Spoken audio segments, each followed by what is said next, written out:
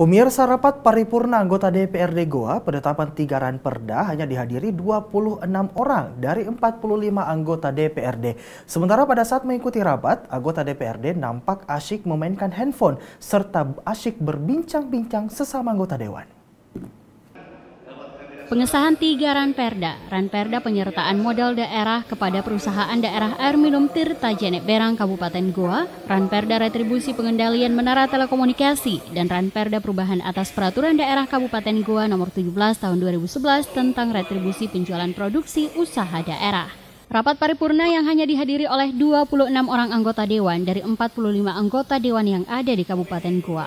Sementara 17 anggota dewan lainnya tidak terlihat duduk di kursinya masing-masing. Selain itu, pada saat pembacaan 3 ranperda tersebut, nampak anggota DPRD asyik memainkan handphonenya masing-masing, serta berbicara dengan sesama anggota dewan.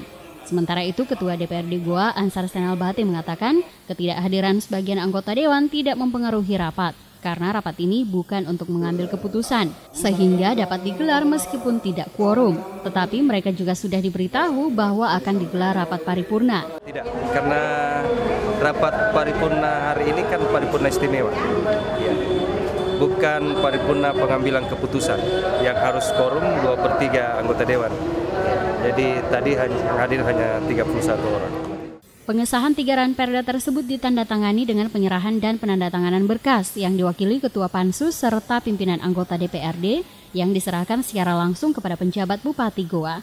Dari Kabupaten Goa, Alfian Sam, GoTV memberitakan.